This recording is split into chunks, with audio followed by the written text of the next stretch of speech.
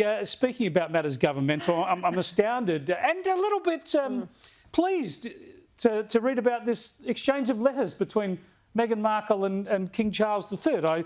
You're loving it. Don't tell your Monica's now. I'm pleased that Meghan's into letter writing now. She's into old-fashioned correspondence. I thought she'd just tweet him or something. Yeah, that's it. And I imagine the King, dear Prime Minister, please send more gin. But they've had an exchange, but Meghan says apparently the letters don't explain why she's not turning up, Katie.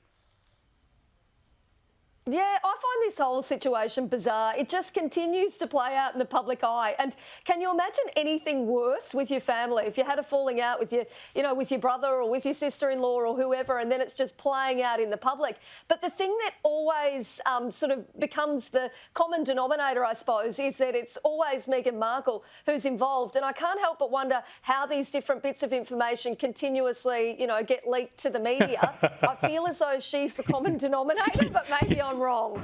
Yes, so she's rung a journalist and said, hey, guess what? I wrote a letter. Want to see it? Sources from Montecito say, honestly, look, I could sit here and pretend to be, I'm so over it, but I love it. I love every part of it.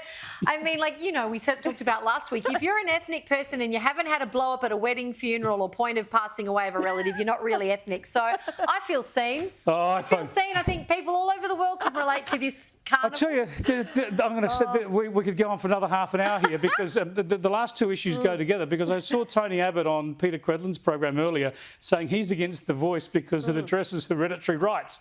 Hello, hereditary rights. That's the monarchy. That's the monarchy that he defends, and that are writing letters about who's going to go to the coronation. We'll see about poor that. Argument there. It's a poor argument. We might have a chat about that tomorrow night. Thanks for joining us, Katie. Appreciate it. And Gemma Tognini, as ever, I will follow her home and make sure she gets home safely. I'll be behind her in the diesel.